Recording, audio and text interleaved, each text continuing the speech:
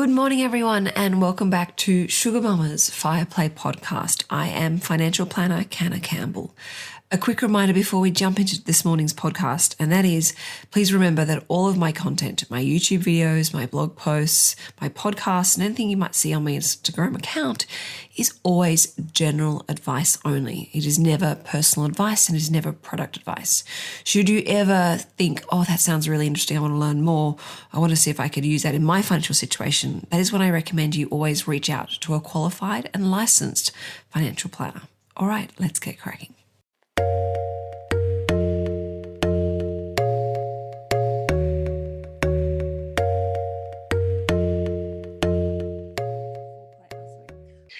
Hi everyone, welcome back to Sugar Mama's Fire Play podcast. I am financial planner Canna Campbell. I have a very exciting story to share with you today. Her name is Maddie, and she has turned her finances around in a really short period of time. She's going to share with you her story, but she's going to share with you exactly what she did to get to where she is today. Now, before we begin, a quick reminder that everything in this podcast is general advice only. The reason why is because I don't know anything about your financial situation, your goals, your deadlines, your fears, your challenges. So please bear that in mind whenever you listen to any of my content, read any of my content, see any of my content. This is really important. All right. Today, as I said, we're chatting with Maddie, and Maddie has an amazing story to share with me. She messaged me through Instagram telling me about what she's achieved. And initially I was like, hang on. I need to know more about this because she's achieved so much in such a short period of time. Like I want to know all the things she's doing because it's quite incredible. And after a bit of time, Maddie agreed to come on to Sugar Mama's Financial Fire Play and share her stories with you, because she agrees with me that every time we share something, we're caring, we're inspiring other people, we're helping other people. We're realizing how capable and how powerful we really are when we set a goal to achieve something that we're really excited about. All right, enough chatting from me. I want you to hear Maddie's story.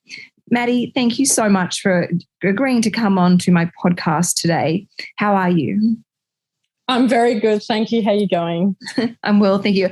You're in quarantine at the moment. So can you just give us a bit of a rundown as to how you're getting through quarantine? Have you ever done it before?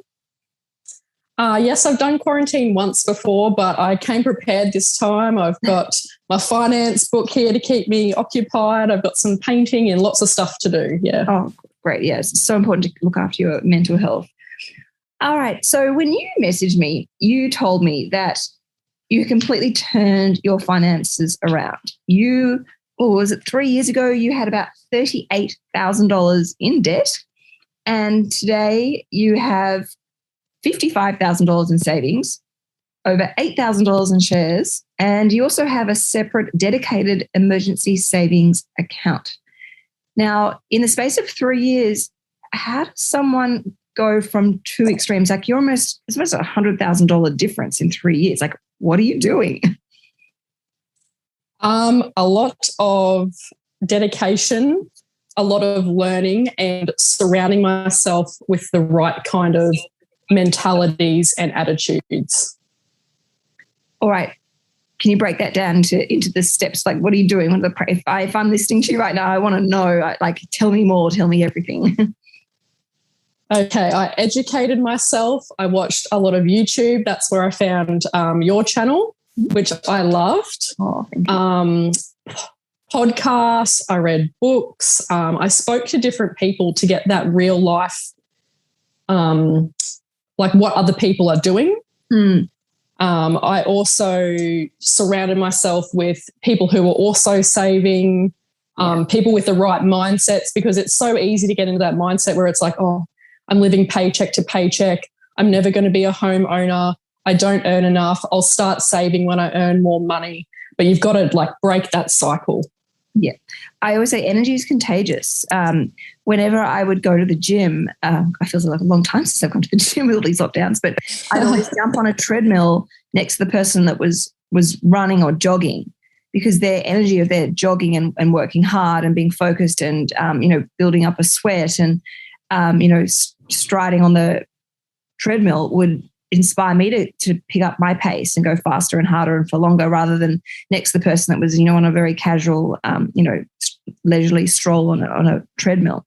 It's so important to surround yourself. And I also completely agree with you. People who are actually doing it, there's a lot of people out there I find preaching about what you should do with your money, but in fact, they're almost a little bit fraudulent in that they're not actually living by example. That, you know, I hate the word fraud, but there's a little bit of an element of misleading or deception in that they're not actually following their own advice. I think it's to follow people who are actually marching to the beat of their own drum, because they're far more helpful and far more powerful in guiding you, because they can tell you where they stuffed up. They can tell you like what really helped, what are the funny little quirky habits or hacks that made a difference. So I can't agree with you enough about how important that is to surround yourself with those people. And I don't think it means like cutting yourself off from those people that aren't in that money mindset yet, but you just don't expose yourself or expose that energy or that topic or that conversation with those people, you know, so that it doesn't impact you negatively if they bring up the subject of money. All right. So surround yourself with who you want to be. Exactly. So tell me more. Tell me everything you've done. Like, what was your defining moment where you went, I can't live my life like this? Like $38,000 in debt makes me feel a little bit ill. And I don't mean to judge you at all, but I'm like, oh, that's a lot of financial stress for one person to manage. Yeah. So do you know, I didn't even have a credit card and I was still in $38,000 worth of debt without a credit card. Wow. Gosh. So I had a car. Sorry? What was going on for you to get that much in debt?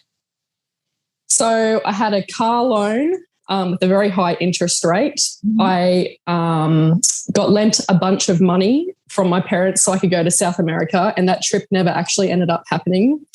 I was in debt to a couple of different friends, and then one day I was transferring one of my friends some money, and without meaning to, I just glanced at her phone to get her bank details, and I saw like how much she had in savings. And I was like, did you get gifted a large amount of money? How do you have so much money? We're doing the same job, but I have like negative $38,000 to my name and you have X amount of money.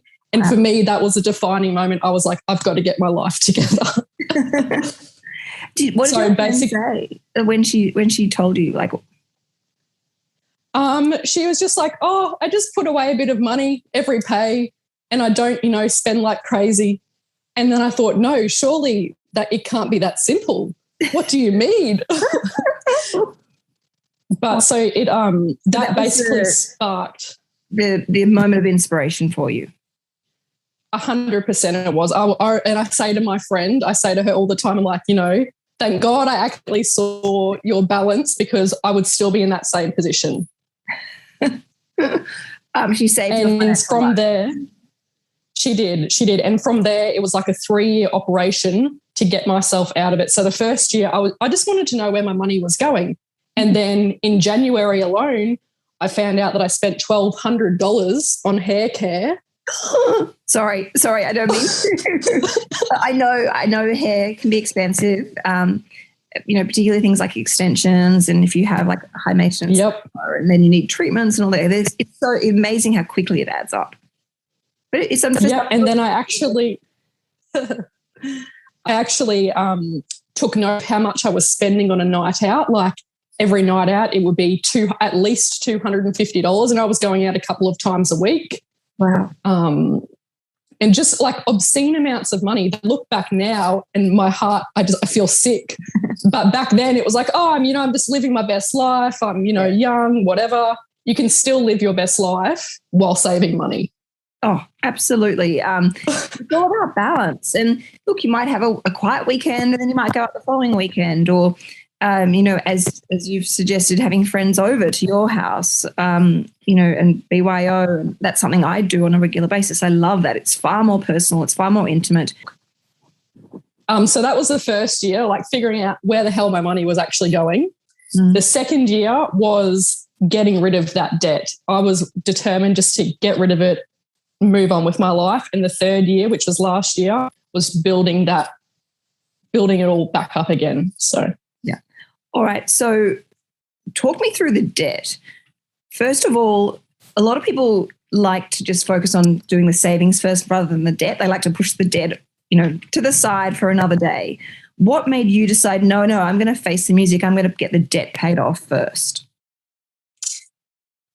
I think for me, it was just logical that if I owed somebody else money, I couldn't build up a savings account. So for me, it was just logical. And then when I was starting to do my research, everybody says if you're in debt, you don't really have savings, which just makes sense to me.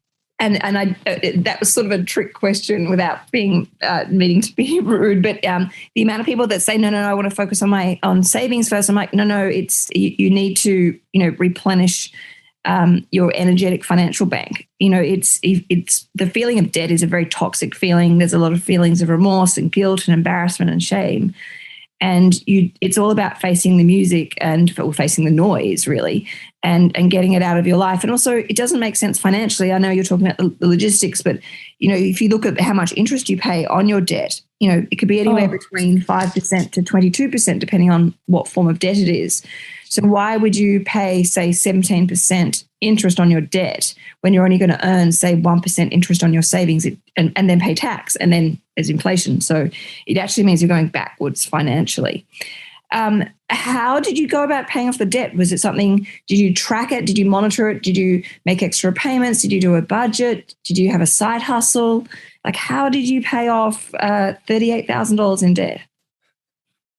I didn't have a budget at that point in time. I just focused everything that I could afford to put onto the debt. I would make extra repayments. I think I sold a surfboard. Obviously, that's not $38,000, but it was a couple of $100. I started up an eyelash extension business. That was really good, just on the side. Yeah. I really knuckled down for that year, and I wish I would have actually tracked it more, because I would have loved to have really seen where every single dollar came from, because that's what I do now. Every single dollar that I spend, every cent is tracked. It's a bit much, but I like it. You know what? I always say to people, budgeting and cash flow is very much about like your spaghetti bolognese recipe. Everyone has their own, way of cooking spaghetti bolognese. There's no right or wrong. It's whatever tastes delicious and whatever you enjoy eating. So if it means that you meticulously track every single dollar you spend and it means you're achieving your financial goals, that is perfect. Oh my goodness, you're sharing with me. I'm going to take a photo of that. You are sharing with me the immense detail of your budget, which is absolutely fantastic. So how long did it take you to actually get out of the $38,000 in debt? It was probably about a year and a half. Okay. Did you know that it would take you a year and a half by looking at your debt monitoring? Like, did you work out, all right, if I stick to this, I'll be debt free in this month by this deadline? Or did you just kind of go, look, I'm just going to just go hell for leather, throw everything I can at it and just try and get out of it as quickly as possible? So I'm an all or nothing person in every single aspect of my life. So I'm like, I'm just going to knuckle down, get rid of it and move on. But now if I have a financial goal, say in 12 months' time, and I get paid fortnightly, so that's 26 pays, I will divide that number by 26 pays. So I know that in a year's time, I will have that amount of money. But for my debt, I just went hell for leather and just got rid of it. And that moment when you made your last debt repayment, how did that feel? Oh, like the weight of the world was off my shoulders. I felt better within myself, like physically. I don't know if that's normal or not, but I felt better with myself. It's a physical, absolutely, it is huge. And there's also a lot of studies around mental health and money, and even like health and fitness and money. As people, debts come down, they tend to get healthier and fitter. They sleep better. Like that makes perfect sense. And that's definitely something not to be denied or dismissed. It's huge. And this is one of the reasons why I'm so passionate about financial well-being, because the flow-on effect of being debt-free, of having emergency savings, having an investment portfolio, earning passive income, achieving financial goals is profound. It benefits, your career. It benefits your relationships. It benefits your own physical well-being. You've got more time to do the things that you love. Like it's so important. And, I'm sure you would agree with some of the benefits that flowed on into your life when you made that final debt repayment. Yeah, and I feel like especially as women, we really need to take care of ourselves financially, which is something I take very seriously, like putting extra repayments into my super, looking after myself. Yeah. You know, I've always wanted to have kids. So for the past couple of years, I've put, say, 10% of my pay into super as opposed to 5%. Yep, very smart. Because I just like, you know, I think they say that the women over 60 have the highest chances of becoming homeless. Yep. Because they often leave marriages, but they've been raising the kids, so they haven't had that income and they haven't had that super input, and that just terrifies me. So I'm just like, got to look after yourself. If you're a woman, just do it. Absolutely. The statistics are alarming and disturbing. I actually did an IGTV or a reel actually as well about this because it's so serious, the amount of women that will be living in poverty throughout retirement, and women live longer as well. And, you know, there's a superannuation gap, the salary gap, the gender gap. There's so much against us. But the thing is, you can sit around and wait for legislation to do something about it and change. But at the end of the day, they're really waiting around a long time. And I don't want to be the bearer of bad news, but let's be realistic about, you know, how long change takes in this day and age, and all the, you know, the legalities and the loopholes that need to be jumped through. And very easily can we go from the top of the list to the bottom of the list. But that's why you need, I can't stress enough to women, you must take your financial well-being seriously, because no one's going to do it for you. You've got to do it for yourself. And it's simple things. Like, as you said, you know, that extra 5% into your superannuation, knowing that eventually you'll go on maternity leave and won't be getting any super guarantee. Like, that's so smart. Obviously, you need to be aware of the risks of not being able to access that money, but it means it's growing and compounding in a tax-efficient area. It's going to help you, you know, make life easier in achieving your financial goals. So I think that's definitely really important. All right. So when you became debt-free, did you reward yourself? Did you go and splurge? Did you find that old habits tried to creep back in?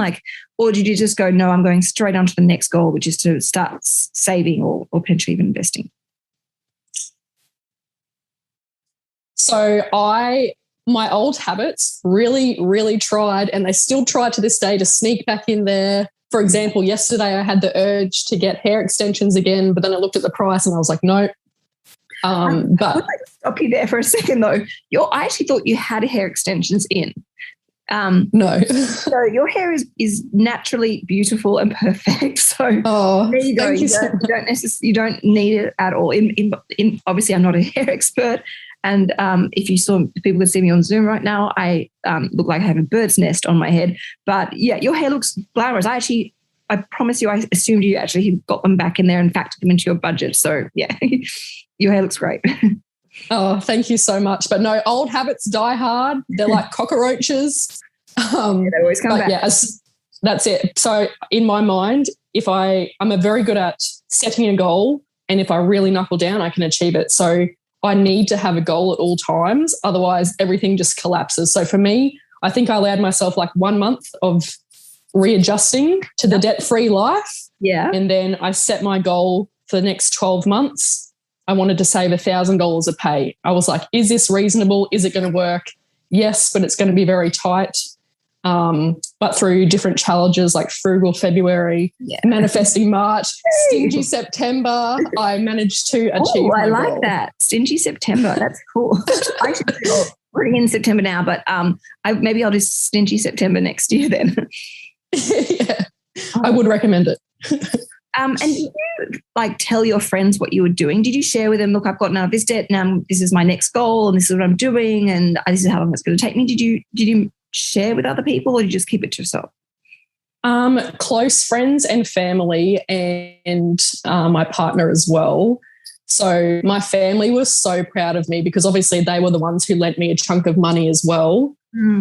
So they were really proud of me. My partner always says, I've come so far, and he's really proud of me. So I feel like people who you trust, let them know what's going on, and people who you hang out with. If you're on a budget, you can't afford to go out for breakfast 3 times a week. So let your friends know, I guess. And I really believe when you're authentic and honest and show some vulnerability, you break barriers in the friendship, because a true friend will really respect that, and they will support it, and they would admire your honesty and your vulnerability. And I myself, I've got friends with all different types of financial backgrounds, and some friends are really happy to have a frugal weekend with me. Some of them, much prefer the finer things in life, which is perfectly fine. But if I'm on a tight budget, I'll say, look, I can't afford that at the moment, or I'm really trying to save for the $1,000 project, or I've got Christmas presents coming up. I need to make sure I've got money for that. And your true friends will go, yep, no problem. All right, let's change to a different restaurant, or you know what, let's come over to your place and I'll bring a bottle of wine and this person can bring a cheese plate.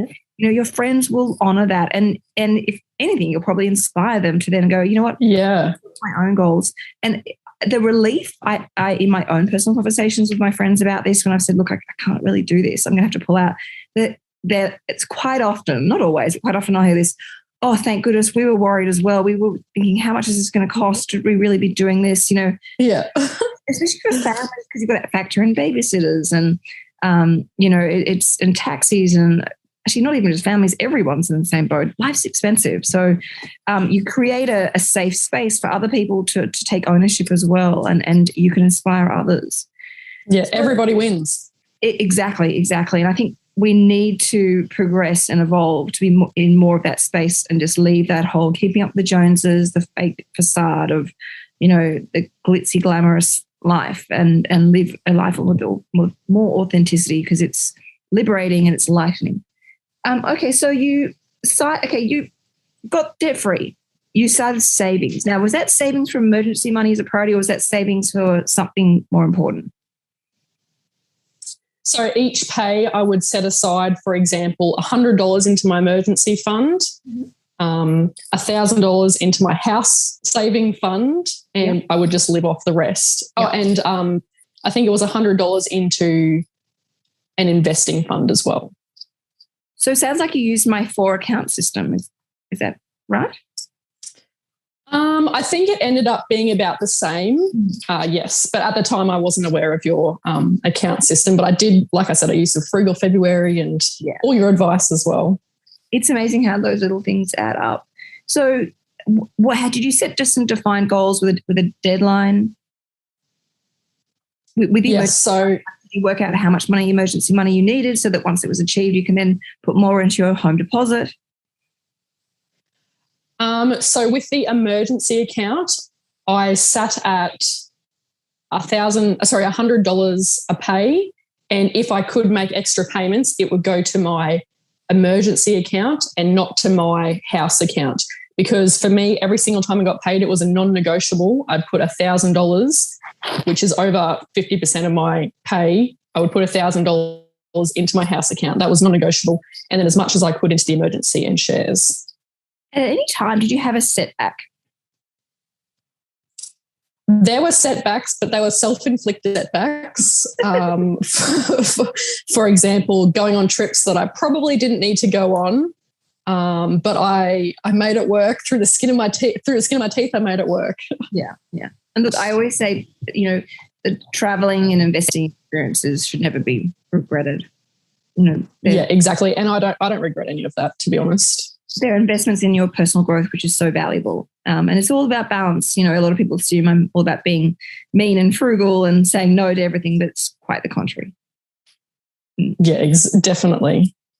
So you have sent me this amazing list, which I would, if it's okay with you, would love to share with people, maybe through my blog post in the Sugar Hit. But you made a list of all the things that you did, like you sold things, you got a second job. You filled a water bottle with $2 coins? Can you just walk me through this? Because this is how you achieved your goals. So I hope people listening have an open mind, because there are some definitely quirky things in here, like things such as cashing in cans and bottles. You get 10 cents a can. So my work, they just, throw out cans like they're going out of fashion. So I, build up a little collection, cash them in. If I'm going for a walk and I see a piece of rubbish on the ground and it just so happens to be a bottle, I'll pick it up. I'm helping the environment.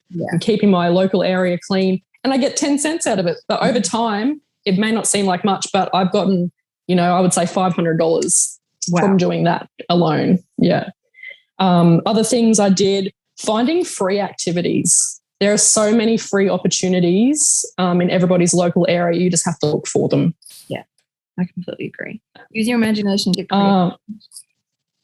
Very creative, very creative. And I think as well, looking after belongings, like looking after cars, for example, when I was 18, I had no idea about anything. I didn't pump my tyres up in my car for a solid year. And if I had pumped them up, regularly throughout the year, I wouldn't have had bald tyres with bits of wire poking out of them and then having to buy a whole new set. So little things like that, getting your car serviced, getting yourself, that's it, finding a friend who might be able to do it for you or teach you how to do it so you can do it yourself. Even, going shopping around to get your car serviced, a lot of people think that they have to get their car serviced at the dealership where they bought the car from. That's not necessarily the case. They're worried that it might jeopardize the warranty. Obviously, you need to always read the fine print, but, getting your car serviced at the dealership, if it's off warranty, can be frightfully expensive. When quite often you can just go to a mechanic's and they can do you, the same job or if not better at a much cheaper price. So I didn't even realise that you couldn't go to the place you bought a car, or you had to go to the dealership where you bought to get your car serviced. It was like a light bulb in my head when I found out you could actually go to anybody to get your car serviced. Exactly. And it saved me so much money. I'm just going to quickly flick off the video because it's starting to drop out a bit here. So just so you know. Okay. Yeah, that's all good.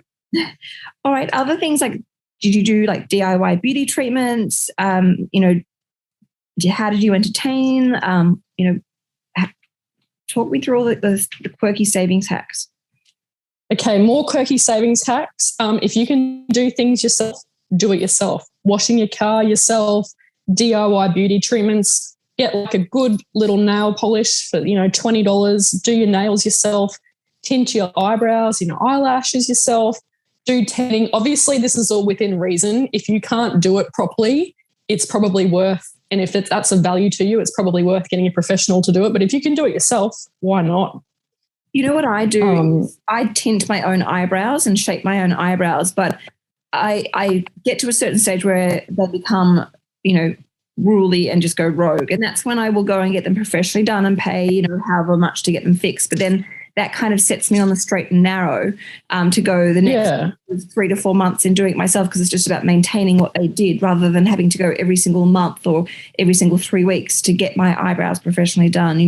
Even if you're spreading it out, that facial is not once a month, it's once every 3 months, or, in between, you get a spray tan maybe on special occasions, but in the meantime you use, the in-shower self-tan or, the mousse with a hand buffer.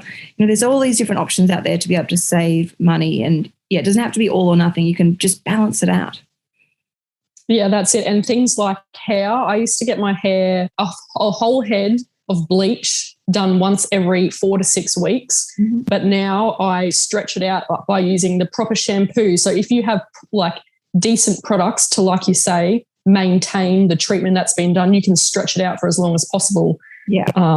Little hair masks at home, just stuff like that, like moisturizing your tan so it lasts longer, just little things. Exactly. And they're better for you as well. Can we now move on to your share portfolio? Because obviously you got out of the debt, you built up your emergency savings, you've building up your home deposit, which is fantastic to have $55,000 set up. You've also been slowly and steadily investing in shares. First of all, what made you get into shares? You did. So I thought that, shares and investing was just, typically older males, and I thought only the rich people do that. But then when I actually did some research, I learned that anybody can do it. If you do it consistently, you don't have to put in huge amounts. Just do it consistently. Have a very diversified portfolio. Anyone can do it. And what have you chosen to invest in? I bought a lot of shares, not a lot. I bought, I think, 3 rounds of shares. So I do the $1,000 project. Every time I have $1,000, I buy a parcel of shares. I bought my first lot actually in the coronavirus. I think it was like March last year, when everything was going south very quickly. And I remember what you said, like, it's essentially like having a sale on your favorite brands. So I was like, yep, this is a sale for shares. So I think I bought Flight Centre shares, and then it went down a tiny little bit more, and I was panicking. I'm like, no, do what Kenna says. It's long term. Yeah. If you pull all your money out now, it's a waste. You got to let it go. Yeah, you got to let it go back up, and that's since gone up again, which is nice. I also bought Afterpay, which has over doubled in returns, I suppose. Like the amount has since doubled. Domino's Pizza. I should point out from a financially responsible financial planner's note is that obviously Afterpay is a bit of a freak. It doesn't happen all the time. That was really lucky. So anyone thinking that you can just go and buy Afterpay, just be careful. Always do your research. And that was so good that you got lucky. Yeah. So my thinking with that was everybody's broke from coronavirus. Nobody's actually going to change their spending patterns. People are going to use things like Afterpay. So very, very lucky. But I did try and rationalize it in my head before I bought them. And same with Domino's. I bought Domino's shares because I'm like, oh, everyone's just going to want to eat pizza and relax during coronavirus. And I was right. So wow. And are you tracking your passive income? Is this what's the goal behind the share portfolio? So my goal is to invest $5,000 of my own money for the next 5 years. So until I'm 30, so I'll have 30 grand worth of shares in there and see where I go from there. I'm not tracking the passive income as such, as that's still something I've kind of got to research a little bit more. But I figure, just even if you understand 80% of what you're doing, that's better than understanding 50% and like not waiting until you understand everything and kind of just jumping in when you can afford to do so, I think. Absolutely. And look, the financial education journey is a long one. I'm always learning new things. So, if you sit on the fence and just wait until you're a professor in personal finances, you're going to miss a whole pile of opportunities ahead of you. And sure, you might make some mistakes along the way, but you're going to learn every time you make a mistake. And that doesn't mean you just jump in head first, not knowing anything, but, you do your research, start with some basics, understand what your risk profile is, obviously try and be debt-free, particularly toxic debt-free, have some basic financial goals, those sorts of things, and educate yourself. And on the Sugar Mama website, I have a list of books, and even in my book, Mindful Money, I recommend some great books to read as well. So it's, don't think you have to wait until, you're an absolute genius when it comes to money. It's a lot of it's learning along the way. Okay. That's it. So to wrap things up, can you talk me through your mindset? Like, how important is mindset in your financial journey? How do you feel about your financial future? What is the best bit of advice you'd be giving to someone right now that's listening to this going, wow, I'm actually in a similar amount of debt, to Maddie, what would you be recommending to them or to your younger self? Mindset is crucial, is definitely the key point. Just really knuckling down, doing research, surrounding yourself by with the people that you want to be surrounded with. And within 12 months, you can completely change your financial position. Yeah. 100%. You can turn it all around like it never even was bad in the first place. You just have to be excited and passionate about that. Sorry. You just have to be excited and passionate about the goal that you set for yourself, and then, magic happens. That's it. And really being determined. And if you have little setbacks along the way, that's life. Life happens. Just, don't beat yourself up over it, and just, pick yourself up and try again next time. And how do you feel about your finances going forward? How do you feel about your financial future? Do you feel strong and confident and secure? How does that flow into other parts of your life? I feel unstoppable, to be honest. I don't have, $100,000 in savings, but I feel secure. I feel safe. Having, a little baby on the way, it makes me feel confident in my ability to be able to provide, for my child, knowing that it's all in your mindset. And if I can go from a shopaholic, spendaholic in $38,000 of debt 3 years ago to where I am now, it just shows you that you can really do anything if you set your mind to it. You're going to be an amazing role model to your baby boy, which I believe we're having. And yes. It's, I know you said you don't have $100,000 in savings I'll tell you what, you may not have $100,000 in savings today, but it will happen, and it probably happen a lot sooner than you realize, because look at what you've achieved in such a short period of time. And it gets easier and it gets faster because you get more resourceful, you get more, you realize the value in what you're doing, you see that it's all worth it. It really does build up momentum, and you're doing all the right things to track and monitor your progress. So it's really going to be an exponential growth for you, I really feel and believe. And are you going to continue on investing as well in your super and in your share portfolio along the way?